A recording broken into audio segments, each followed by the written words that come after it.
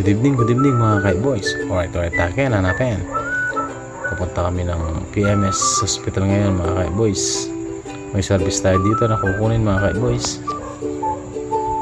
At ito ay taga Lakpao, Lubao. At yan mga ka-boys, pabalik na tayo ng San Roque Arbol niyan sa aming pwesto. Yan mga ka-boys. Alas wala pa tayong tulog niyan mga ka-boys. Ang oras dyan ay alas 9 ng gabi mga ka-boys. At yan mga ka-boys, nandito na tayo sa ating pwesto dito sa San Roque Arbol, Lubao. At yan na umatas natin kasama mga ka-boys. Ayan o, si Paring Jamsey.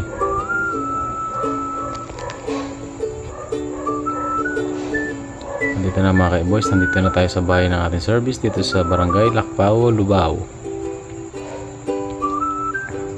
At yun na si Paring Arvin. Yan, nag-akot na kami ng gamit mga ka-boys. At ayan na si Emel, mag-ayos na siya o. At si Paring Jamsey.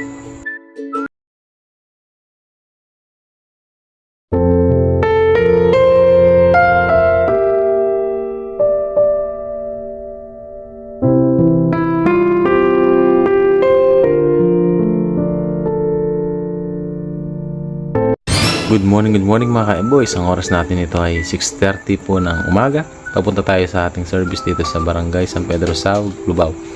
At kagabi po mga ka-boys, ang service natin sa Barangay Lakpao, Lubao. Tapos po kami ng alas 12 ng gabi. At ayan mga ka-boys, nandito na tayo sa bahay po ng ating service. At mamaya pong mga 2 PM naman po ay may duty po kami. May libing po kami sa Barangay San Pedro, Palcarangan, Lubao. At ayan mga ka-boys, nandito tayo sa ating pwesto dito sa San Roque Arbol, Lubao. At ito po ang barangay service po ng San Pedro Saug, Lubao. Ay mga ka-boys, magano tayo ng gamit natin para sa ating service mga ka-boys. At ito nga pala ang ating helper embalmer, si Gerald Kayanan. At ito ang ating embalmer na si Randy Sumang, si Geng. Alright, ayan, Geng. At ito na po mga ka-boys, nasa bahay na po tayo ng ating service. At tayo mag-aayos na po sa bahay po nila.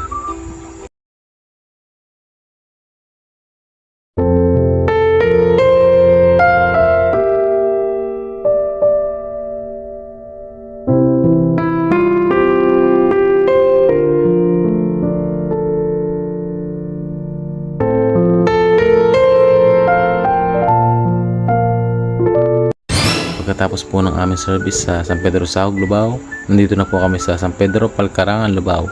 Dito po ang aming duty mga ka-boys. At yan po, nandito na kami sa bahay po ng aming duty mga ka-boys.